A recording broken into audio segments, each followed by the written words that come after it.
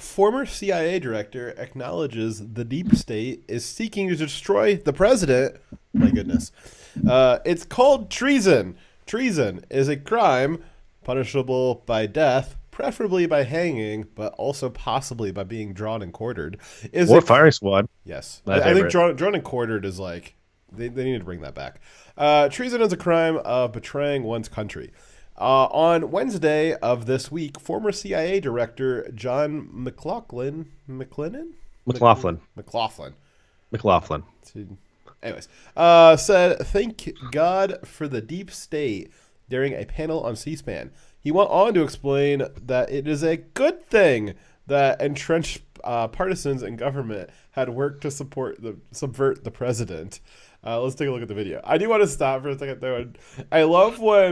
I just love the cycle of Republicans are like, hey, there's like this thing going on. Can you guys stop doing that? And they're like, that's a conspiracy theory. Or like, not real. No, really. Like, we've got evidence that it's happening. And they're like, well, it's real and it's a good thing. Like, wait a second. I thought it was a conspiracy theory. Just a moment ago, he said it was conspiracy. Like, you said it was a conspiracy theory because allegedly, apparently you would think that it's a bad thing, and that's why you didn't want to admit to it. But now you're admitting to it and saying that it's a good thing. So, and you're proud of it. yes. All right, let's watch this video. Is this the full video? You'd have to agree that now totally. The impeachment inquiry is underway, sparked by a complaint from someone within the intelligence community. It feeds the president's concern and often used term about a deep state being there to take him out. Thank God for the deep state. I mean, I think, everyone here has seen this progression of diplomats and intelligence officers and White House people trooping up to Capitol Hill right now and saying, these are people who are doing their duty, who are responding to a higher call. It doesn't, well, think about it for a minute. With all of the people who knew what was going on here, it took an intelligence officer to step forward and say something about it, which was the trigger that then unleashed everything else. Now, why does that happen? Tell American people why that happens is this is the institution in the U.S. government that, with all of its flaws, and it makes mistakes, is institutionally committed to objectivity and to telling the truth. It is one. Oh, okay. The reason why I asked if you had the whole video is because I wanted to see if that part was in there. So I'll rewind it real quick, just so you guys heard what he said. He said that the intelligence community is an institution devoted to telling the truth. The people that are their hallmark is to lie and misdirect and spy and subterfuge. They are. This guy is saying their whole point, their whole purpose in life is to tell the truth. That's all they've ever done. We're gonna rewatch. You're spies. Yeah. You're an industry of spies. We're gonna rewatch that part just because that was when I watched this. I know that he said the deep state thing. I know that's what we're about to talk about. But the thing that I thought was the issue was not that he said thank God for the deep state. The issue is what he just said. We're talking about both those things. Yeah. The issue was the. The intelligence committee is an institution dedicated to telling the truth. Fuck off. All right. Everything else. Now, why does that happen? Tell American people why that happens is this is the institution in the U.S. government that, with all of its flaws, and it makes mistakes, is institutionally committed to objectivity and to telling the truth. It is one of the few institutions in Washington that is not in a chain of command that makes or implements policy. Its whole job is to speak the truth. It's engraved in marble in the lobby. Just because you write it down doesn't make it true. Didn't freaking Google have "Don't be evil" in their headquarters? That didn't turn out very well. He described the procession of government officials going to Capitol Hill to testify against the president as them doing their duty, and that they have a higher calling. First off, no, the majority of these those their higher calling is the Clintons. Yeah. So first off, no, the majority of those that have testified have supported Trump's defense that there was no quid pro quo. A few officials have reportedly stated that it was their opinion that there was a quid pro quo, but all of them have been unable to provide any evidence that it was. We already know that Trump did not promise to give or withhold anything based on whether or not Ukraine decided to help the U.S. investigation into corruption. We know from the transcripts that and from the Ukrainian president himself that Trump did not do what he's being accused of having done. We already know that it was the Ukraine president that brought up Biden, not Trump. We know this because it was in the transcript. And we know that the whistleblower's report of the transcript that we can all read for ourselves was factually wrong. And again, we know that because we can read the actual transcript. These officials are accusing Trump with no evidence of a crime. And the thing that they're using to accuse him is evidence of the opposite of what they're accusing him. Even if Trump had withheld aid until Ukraine had promised to investigate crimes committed by American officials, that would not be a crime. It would be something that we should do. We need to be rooting out just because you were in the administration previously does not, and you're running for president now, does not grant you blanket immunity to any crime that you may have committed. So are they going to hold this standard for Trump that after he gets out of office, because that's their whole thing, is they want to impeach him so they can get him out of office, and then they're going to try and go after him for like criminal stuff.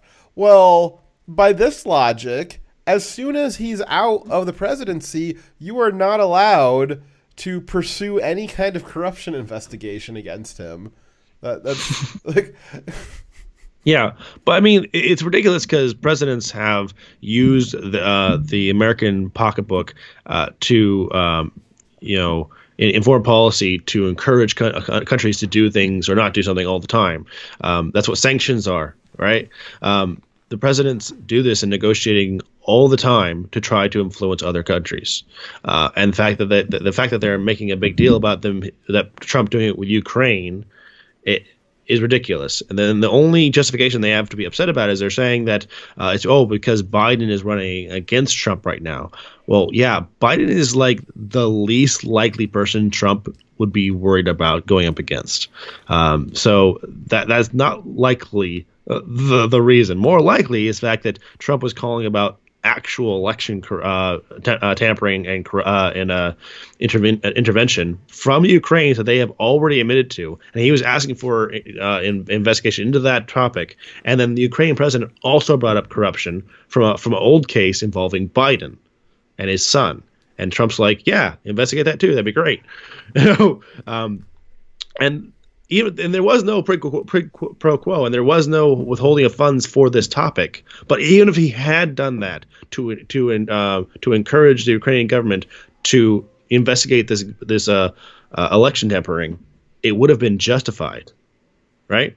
Anyways, so this Ukraine probe is just a continuation of the soft coup that started before Trump was ever elected, with 5 illegal FISA requests. That's 5 confirmed. It could be up to 7 by the time the Durham investigation is over. Can you remind me again how many illegal FISA requests did Trump use to go into Biden? 0. Oh, okay. Was it 0? Okay, I didn't know it was that many. Wow. Right, but it was the intel agencies. That not anyone else in government. It was the intel agencies only, FBI, that filed 5 illegal FISA requests, knowingly lying to FISA judges to get the permits to spy on Trump's campaign. These impeachment hearings are just a continuation of the failed 2-year investigation into Trump-Russia collusion. The fail-safe that members of the FBI like Peter Strzok and Lisa Page planned in case he was elected. Those FISA requests and the Mueller investigation were all predicated on the Steele dossier that the intel agencies had a part in creating and that they knew from the beginning was false. They also paid for half of it. The half of the Steele dossier that wasn't paid for by the Clinton Foundation, the other half of that was paid for by the FBI. Right. The FBI intel agencies were paying for and helping create a dossier that they knew was unverified, false opposition research, and then they repackaged it and lied to a FISA court saying this was verified evidence. They used the creator of the Steele dossier, quotes from him twice, from two different sources, but from the same person, and say that those were corroborations that each of those statements is true, which is they knew was false. They were the ones that leaked the story in the first place to the news agency to publish the story so they could have a corroborating source. This was all predicated on lies made by the FBI so they could have a justification for the FISA warrants. This is not the FBI came across this and then started investigating it. No, they helped create it, so they knew from the very beginning that it was false because they were involved in it. Lying to the American people and conducting illegal spying in the effort to unseat the rightfully elected president of the United States despite the will of the people is not the intel agencies doing their duty. It sure as hell isn't a higher calling either. It's treason. And for some of them, they will be going to jail for it. Absolutely. Definitely. And that is one nice thing about the separation of powers that we have. Congress won't be able to really do anything about that because that'll all be handled under the Justice Department, which is under the executive branch, not under Congress. And really the only maybe little fly in this ointment would be as if they were able to do something to get Trump impeached, but I don't think that Pence is going to slam the brakes on this, and I don't think that they're going to be able to get Pence. They're not going to be able to get Trump and Pence out before this comes to fruition, and it will come to fruition. Let's see here. He said that he then said that because the person who started this impeachment inquiry into Trump Ukraine phone call was from the intel agency, that there was evidence that the intel agencies are institutionally committed to telling the objective truth. What a load of bullshit that is. Jesus Christ. These hearings were started based on a verified lie and were started before there was any evidence of a crime. These officials are now coming to testify to a crime after Trump released proof that there was no crime. They are bringing no evidence of their own. All they are doing is making a political attack against the president. There is nothing honorable men. Jesus. Yes. There is nothing objective about the calls for impeachment that started the day after the election. There's nothing objective or truthful about the intel agencies and how their top brass dealt with the Steele dossier, the dossier they helped create, and the Mueller investigation. There is nothing objective, truthful, or fair about these impeachment hearings that are being conducted for the sole purpose of causing political damage to the president, despite the lack of any substance. There is nothing objective about Jeffrey Epstein because he was murdered to protect high-profile pedophiles. The only thing truthful in former CIA Director John McLaughlin's statement was when he acknowledged that there is, in fact, a deep state and that he loves it. Not a secret cabal of just a few individuals that really hold the keys to power while everyone else in positions of power are just puppets. The reality of the deep state is that they are a lot like a hive mind in positions of power that work in unison for their joint political goals, which is probably to make money and keep other people that keep them in power also in power. They help ensure that positions of power are filled with people who are like-minded and that they get to use and abuse their collective government power for personal gain. In this case, a bunch of people in the government, the media, the intel agencies all saw Trump as a threat to their power, and they have worked collectively to remove him from office by any means necessary. This has included committing crimes and the efforts to accuse Trump of crimes he has not done. The deep state is a real problem that seeks to exert unconstitutional and corrupt power over the American people. How dare they? Yes. Jerks. The only president that seems to have done anything to combat the deep state is Trump. If we let them win, if we let them win this next election, then they will remain in power, and there will be probably no one that could be elected that will be able to combat the deep state. Trump is very lucky to have gotten this far while combating them directly. And if we want to defeat them, we're going to require him for the next maybe 2-3 cycles. Yes, at least 36. The issue with some of the never Trump supposed Republicans and people who aren't that they're not really that about Trump, and all right, well, we'll just let him get impeached, whatever. We'll wait next time. The let's just wait for the next one mentality is not going to work out as well this time. We're at a pretty critical point in time.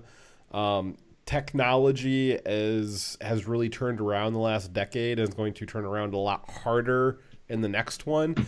And the intel agencies have really been exploiting that, obviously. We've got all the Snowden leaks showed that. Obviously, all of the things that they were doing to actually tap Trump's phone lines and people that were part of his campaign, and doing all of that digital investigation, that is only going to get worse. We also have the other cultural issues of, the culture really wants corporations to be censoring the internet and that sort of stuff. If we let this slide now, it will slide so far we won't be able to pull it back. If we don't stop the intel agencies from doing this sort of thing again, they will just ride that wave of technology, and it will become the thing that enslaves us. We will get our dystopic future if it's not nipped in the bud right now. Right now is where that decision of which future we're going to have gets made. If Trump gets taken out from that and he's not able to turn this around, then we will be under a digital tyranny of the deep state, the intel agencies, until there is no more thing to lord over us. That will be the end of the country. If you think about it, we actually were very lucky. Because the only reason why Trump got elected or was permitted to get elected because the deep state did not step in and do something earlier is because of their arrogance. They believed the polls that there was no way Trump could win. So their plan to frame him was kind of lazy, was not complete. He was able to fight through it. There was no evidence. They actually didn't manufacture enough evidence of a crime for them to actually prosecute him for, right? They were able to get some people around him, but because he got the keys to power, he was able to put up a very good fight against the intel agencies that have been trying to destroy him since he got in office. And because of what he's done to root out the corrupt members in their top brass, I think that he's the only one who's in the position to fight back against them and clear house. Get rid of all those who are corrupt and are trying to use their power for political purposes.